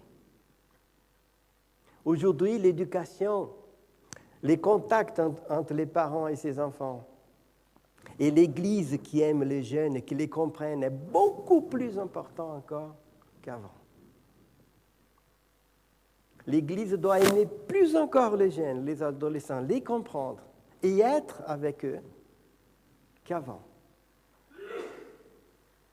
Sinon, ils ne pourront pas accepter les discours. Si c'est trop loin comme ça, juste une prédication par semaine, ça n'entre pas. Il faut beaucoup plus. Et vous voyez que nous sommes justement, ce n'est pas une critique, dans les contraires. Les parents travaillent beaucoup plus, les deux, moins de temps. Voilà. Et il y a plus de bombardements encore pour les enfants. Quel genre de préparation est nécessaire pour les jeunes étudiants adventistes? Voilà. Les 11 chrétiens, les travails, on a déjà parlé, c'est une institution de Dieu avec les mariages et les sabbats, les 3 institutions que Dieu avait créées, les jardins pour les cultiver et pour les garder. Mais c'était un plaisir et après que c'est devenu un peu plus. Mais la Bible nous encourage, j'ai beaucoup aimé cet exemple. Quand Dieu demande à Moïse de construire les sanctuaires, il a dit, je veux que ça soit comme ça, des anges, des rideaux avec des fleurs d'amandier. Et j'ai mis, ne t'inquiète pas. Il y a 2 personnes, il a même nommé, Bézaleel, il y a un autre qui était son ami. Ils ont l'intelligence de fabriquer tout cela. Peut-être qu'ils faisaient déjà ça pour les Égyptiens. Ils ont cette intelligence de créer, de faire ces dessins et ils vont préparer tout cela. Mais c'est moi qui a mis l'intelligence pour les Égyptiens faire une pyramide de 150 mètres qui est toujours là, depuis 4400 ans. Quand Moïse est né, elles étaient là depuis 1000 ans. Quand Jésus est allé en Égypte, peut-être qu'il a vu, peut-être qu'il était à Alexandrie, là où il y avait beaucoup de Juifs, les pyramides ne sont pas loin. Elles existaient depuis 2400 ans. Si vous entrez dedans, vous allez voir, à 110 mètres de hauteur, il y a une salle avec... ils ont mis les rois, on voit à la télé, mais personnellement, c'est incroyable. Une salle de la hauteur un peu plus haut encore. Tout en granit qui vient de 900 km. Et les granits sont plus lisses que nos pierres de granit aujourd'hui. On ne sait même pas comment ils ont coupé cela. Qui a donné cette intelligence à ces personnes? Tout directionné vers l'étoile Sirius. C'est Dieu. On fait ce qu'on veut avec l'intelligence. On peut créer la fusion nucléaire, soit pour tuer des gens, mais soit pour faire l'électricité ou d'autres choses. C'est Dieu qui a donné l'intelligence. Et l'application, c'est que je vous avais dit, ici on appelait les travails en service. Et Dieu nous demande d'aller au maximum. Tu es un mécanicien, essaye d'être le meilleur mécanicien. Qu'est-ce que la Bible dit? Répare cette voiture comme si c'était pour le Seigneur. Tu es un bon banquier, fais ton travail. Tu nettoies des WC, nettoie ces WC comme si c'est Jésus qui allait s'asseoir sur les WC. Il faut toujours faire comme si c'était pour le Seigneur. Et sans demander, je ne gagne pas assez, alors je m'en fiche. Non. Vous voyez que l'éducation de la Bible, l'éducation de Dieu, c'est merveilleuse. J'ai vécu un peu cela parce que j'ai une mère qui exigeait, quand j'ai nettoyé les WC à 5, 6, 7 ans, que j'ai brillé bien et tout. Et elle disait, waouh, maintenant c'est bien, regarde comme c'est beau. Et elle m'a toujours appris, Yvan, tu dois toujours travailler, tu ne penses pas à ce que tu vas gagner. Pense à ce que la personne va dire, waouh, que c'est bien. C'est ça ta récompense, les plaisirs de la personne. Et ça change beaucoup de choses quand on a cette approche. Et sabbat, la leçon nous appelle, nous adventistes, on donne beaucoup quand on va donner une étude biblique, les sabbats, il faut respecter. Mais qu'est-ce que ça veut dire exactement? C'est beaucoup plus riche que cela. Qu'est-ce que les sabbats ont à voir avec l'éducation? C'est pendant les sabbats que nous réfléchissons aussi sur les choses de Dieu. Et avec des années, s'il y a quelque chose, une richesse que j'ai apprise à propos du sabbat, c'est que c'est au génitif. C'est le jour de l'Éternel, ce n'est pas mon jour. Des fois, nous pensons que les sabbats, c'est pour nous, non. Les sabbats, c'est le jour de Dieu, de Jésus plus précisément. C'est lui qui a créé la terre. C'est lui qui a dit qu'il y ait, qui a la parole s'est fait chair. Et Jésus a dit, je suis le maître du sabbat, ce n'est pas mon Père, c'est moi, le maître, le propriétaire.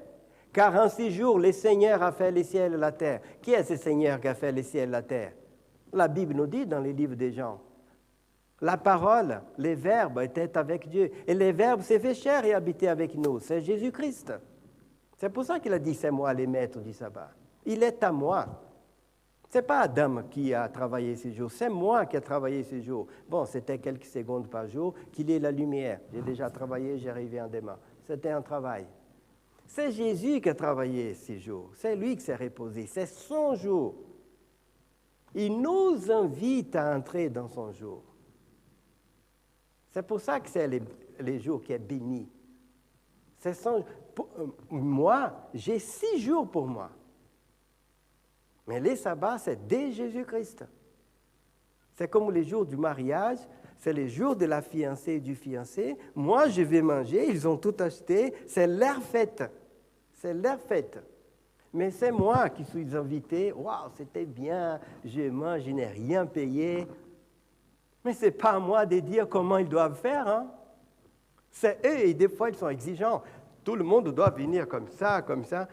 Dernièrement, j'ai entendu d'un mariage où tout le monde devait venir avec maillot de bain. Les femmes de 70 ans avaient peur. Hein? Comment est-ce que je vais faire?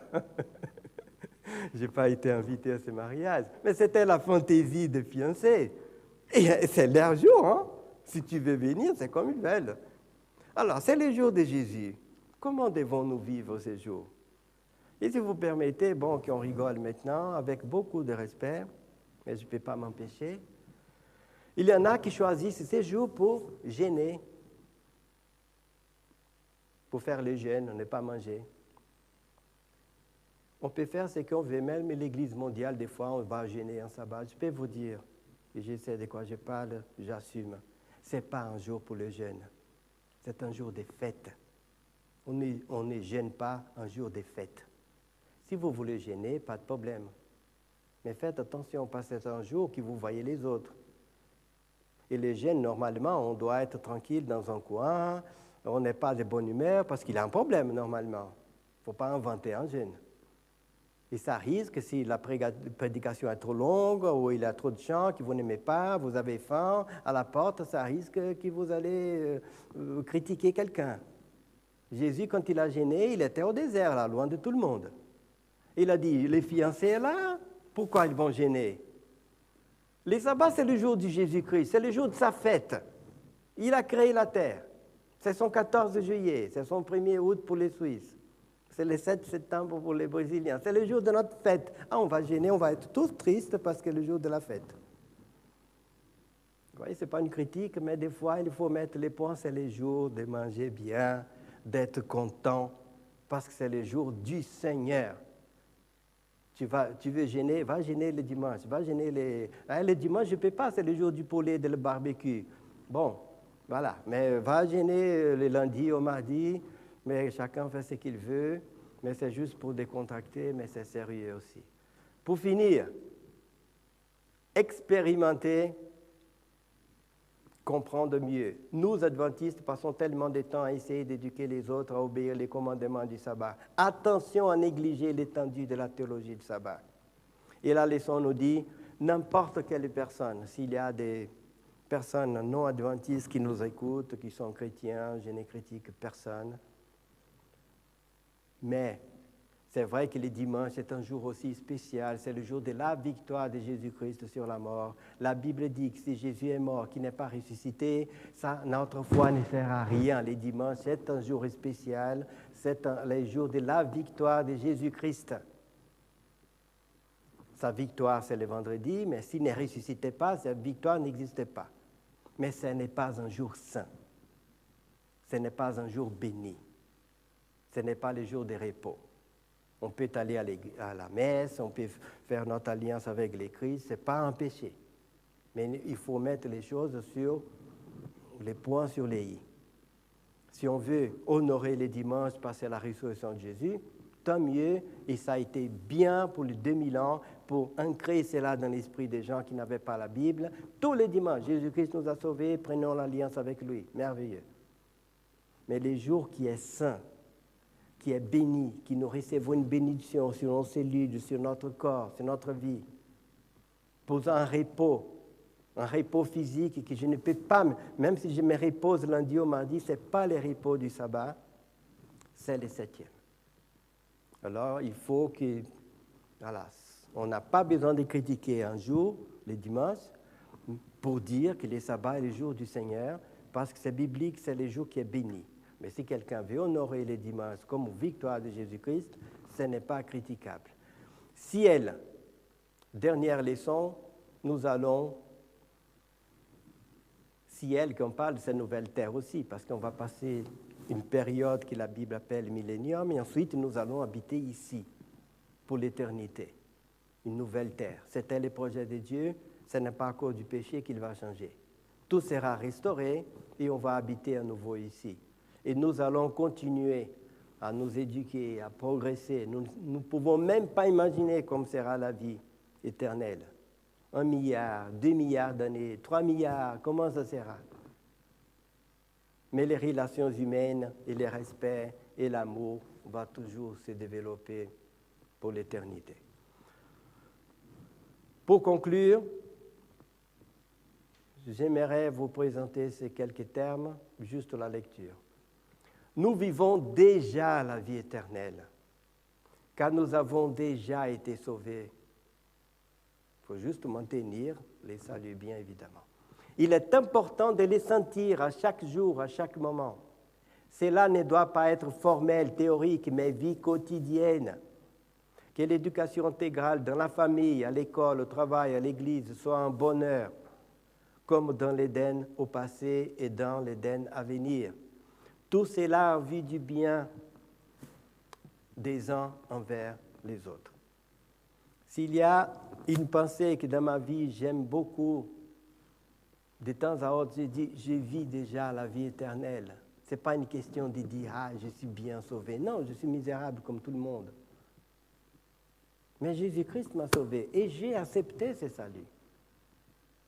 Il faut maintenant que tous les jours je confesse mes péchés, qu'il me fortifie dans ces chemins du salut. Mais si nous pensons, nous vivons déjà dans la vie éternelle. Je peux mourir demain, mais c'est une mort naturelle. Mais je suis déjà héritier du Seigneur. Ah, ça change beaucoup de choses. Que le Seigneur nous bénisse et que nous puissions étudier ces leçons avec cette pensée que la Bible peut nous apporter beaucoup, l'école aussi, la famille, mais les véritables valeurs des relations des uns avec les autres, de la façon comme nous envisageons les mondes, la profession, c'est véritablement Dieu, notre Créateur, qui nous donne les meilleurs possibles. Merci, je laisse la parole à Bernard qui va introduire peut-être s'il y a une question ou l'autre, je ne sais pas comment.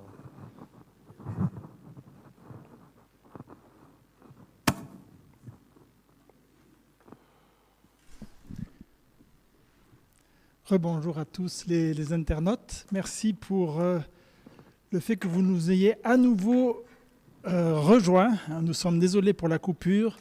Mais je peux vous dire que nos techniciens font des merveilles alors qu'ils sont ici des conditions qui ne sont pas les meilleures. Merci aussi beaucoup Rivan pour tout ce que tu nous as ouvert comme perspective. Ça m'a fait beaucoup de bien.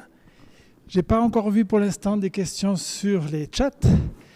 Mais par contre, de la salle, il y a un certain nombre de questions qui nous viennent. Quelqu'un a écrit « Quel est le véritable but de l'éducation ?» D'abord avant la désobéissance et ensuite après la désobéissance. Bon, d'après la Bible, avant la désobéissance, le véritable but de l'éducation, c'était de connaître Dieu et son projet pour l'humanité. On ne sait pas avec quel âge Adam a été créé. S'il vient au monde comme ça, avec une vingtaine, trentaine d'années d'aujourd'hui, qu'il connaît déjà tout, on ne sait rien. Il va connaître la femme. Après, il faut qu'il sache qu'est-ce que c'est Dieu, qu'est-ce que c'est cette création. Voilà. J'imagine, d'après la Bible, que Dieu va expliquer pourquoi il est là, pourquoi ils ont été créés, pourquoi il a créé les animaux, les plantes. Voilà. Le but de la première éducation, c'était déjà de montrer le monde. Ça serait aujourd'hui l'étude intellectuelle que nous faisons, les mathématiques, la géographie, voilà, comprendre les choses. Et la deuxième Le deuxième élément que la leçon nous montre, que nous pouvons tirer, c'est l'éducation des relations avec Dieu et les relations des uns avec les autres. Parce que si Dieu a inventé les systèmes de créer un homme et une femme qui sont différents dans la façon déjà de voir les choses, ça serait un défi pour toujours. Alors il faut que les deux se comprennent, que se respectent, qu'on ne veuille pas que l'autre soit comme lui. Sinon, Dieu fait deux personnes semblables. À mon avis, le deuxième but, à mon avis, par la Bible, c'est les relations sociales. C'est ça la grande difficulté aujourd'hui dans les foyers, dans la société. Juste une question, nous sommes dans un pays, en France, tellement civilisé, tellement avancé, avec tellement une belle organisation. Il faut connaître les autres pays pour savoir ce qu'on a ici. Hein. La Suisse aussi, l'Allemagne, disons, en gros. Mais une belle organisation. Mais quand quelque chose ne marche pas, mais c'est le gouvernement, mais c'est pas quoi, et on va sortir, et on casse tout. C'est une violence. Alors qu'on pouvait régler la chose d'une autre façon. Alors, premier but, c'est de connaître le monde et les pourquoi du monde. Ça serait l'éducation intellectuelle d'aujourd'hui. Et deuxième, avoir de bonnes relations les uns avec les autres. Et après les péchés, c'est la même chose. Mais la différence, c'est que nous ne voyons plus Dieu. Et nous devons connaître Dieu par la Bible. On va juste se mettre bien par rapport aux caméras. J'aurais eu 2 questions personnelles. Tu es père de 3 enfants, 3 garçons adultes. Pour toi, ça a été quoi le plus important de l'éducation ? Je peux vous dire en toute humilité que dès que j'étais adolescent, j'ai pensé, si un jour Dieu m'accorde les privilèges d'être père, je vais dédier beaucoup de temps à mes enfants. J'avais mis déjà ça dans ma tête. Parce que j'avais compris que les paroles, si on fait des choses, si on aime, si on a le temps, si on a une intimité avec les enfants, ils nous écoutent. Mais si on n'a pas, j'ai eu la chance d'avoir, mon père travaillait, mais ma mère n'a jamais travaillé. Elle était toujours avec nous, et elle m'éduquait, elle m'enseignait les choses, et j'ai vu après que j'ai quitté la maison, quand je n'étais pas présent, beaucoup de choses que je ne faisais pas, c'était par amour envers mes parents. J'avais un tel respect pour ma mère et pour mon père, que pour moi, c'était impensable de faire certaines choses, même s'ils n'étaient pas présents. Alors, c'est pour ça que dans ma vie, j'ai dit si un jour, et avec ma femme aussi, voilà, tu vas essayer, tu travailles aussi, il nous faut bien sûr, mais au minimum possible, on a eu des voitures vieilles, j'allais à la casse chercher des pièces, c'était une horreur. Mais d'un autre côté, j'avais beaucoup de temps pour être avec mes enfants, et je ne regrette pas. Une dernière question, aussi personnelle. Tu es enseignant depuis plus d'une quinzaine d'années. En tant qu'enseignant, qu'est-ce qui est important dans l'éducation ? Dans l'éducation, le plus important, j'ai dit à mes étudiants, c'est qu'ils puissent avoir, quand j'ai dit l'amour, c'est pour qu'ils puissent me connaître. J'ai dit, quand ils arrivent ici, vous allez apprendre des choses que vous n'avez jamais encore entendu parler. Normalement, un adventiste, il pense, je vais étudier la théologie, mais je connais déjà. Et nous avons des étudiants qui arrivent ici à l'âge de 50 ans, qui ont déjà été anciens, qui connaissent tout. Je vais chercher un diplôme. C'est pas ça. Vous allez connaître des choses et beaucoup de choses qui vont remettre en question. Pas négativement. Mais regardez comment Jésus enseignait les disciples. C'était contraire à ce qu'ils pensaient. Alors j'ai dit, mais vous ne pourrez jamais accepter si les courants entre vous et moi ne passent pas. C'est toute une question des courants. Si vous n'arrivez pas à m'aimer, à m'avaler, comme on dit, vous n'allez pas accepter, même si je dis quelque chose que j'éprouve. C'est pour ça qu'il faut toujours prier pour que le Seigneur nous donne une grâce devant les autres. C'est ce que Daniel a demandé. La Bible dit, et Daniel a trouvé grâce face au gars qui a demandé de ne pas manger, voilà. Joseph, qui a trouvé grâce aux yeux de Potiphar. Ce que nous devons aussi, voilà, c'est la même question par rapport aux enfants. Il faut qu'on trouve grâce, qu'il ait la sympathie. Il y a des enfants qu'on ne comprend pas trop, qui sont plus difficiles. C'est pour ça qu'il y a les couples pour, voilà. Pour te répondre, c'est l'amour. La chose la plus importante, c'est que les étudiants avec moi, que nous puissions avoir une relation d'amour chrétien, qu'ils disent, waouh, ça c'est pas facile à accepter, mais voilà. Et c'est Dieu qui peut mettre cet amour dans le cœur. L'enseignement va avec l'amour. On voit ça avec Jésus et les disciples aussi. C'est pour ça qu'on dit qu'il n'enseigne pas comme les autres. Il nous aide, il nous donne à manger et après il enseigne. Merci beaucoup, Rivan, pour ce partage cet après-midi, pour tout ce que tu as préparé pour nous tous. Et également, je veux transmettre, pour pouvoir encore approfondir, une sélection de livres préparés par, je pense, Yolande Grezet, la librairie Vie et Santé en Suisse. Et Dominique Fricard. Dominique Fricard qui nous les a aussi fait passer. D'abord, un livre qui s'appelle « Partir, agir, devenir soi ». Notre vie comme un voyage, c'est fait par Laetitia Chamard, qui est praticienne en relation d'aide, mais aussi pasteur. Et donc, comment faire ce cheminement intérieur, ce cheminement d'éducation. Un deuxième livre qui s'intitule « Côte à côte, cheminer ensemble dans la sagesse et dans l'amour », et qui est écrit par Édouard Welch. Donc, comment cheminer ensemble dans notre éducation mutuelle.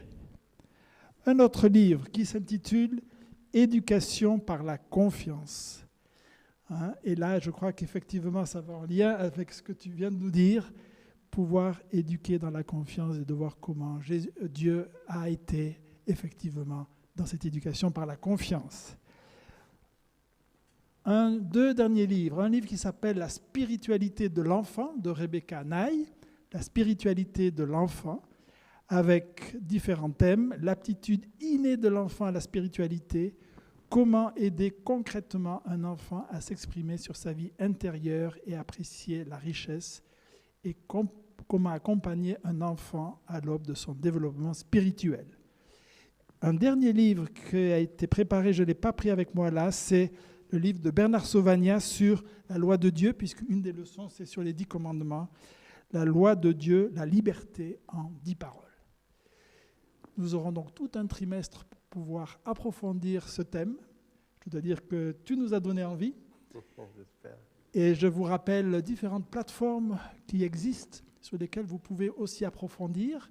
D'abord, Espoir Média a commencé aujourd'hui à 14h, je crois que ça s'appelle 3DS, c'est-à-dire le fait de pouvoir étudier déjà une semaine à l'avance l'école du sabbat. Et donc, je vous invite à regarder sur la plateforme Espoir Média. Je vous rappelle également que la Fédération France-Sud fait chaque semaine une rubrique d'introduction sur 3 minutes à peu près, introduction à la leçon. Et la Fédération France-Nord, c'est aussi chaque semaine là, une étude plus longue d'une 30aine de minutes, également avec 2 pasteurs et un modérateur.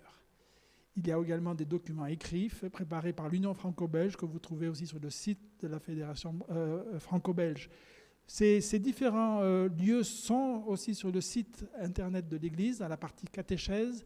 Nous mettrons également les liens pour que vous puissiez accéder au questionnaire. Si vous ne l'avez pas encore reçu à la suite de votre commande, nous pouvons mettre sur le site internet de l'Église comment avoir accès dès maintenant au questionnaire École du Sabbat. Bonne fin d'après-midi et merci à tous pour votre présence. Merci à ceux qui ont été présents dans la salle.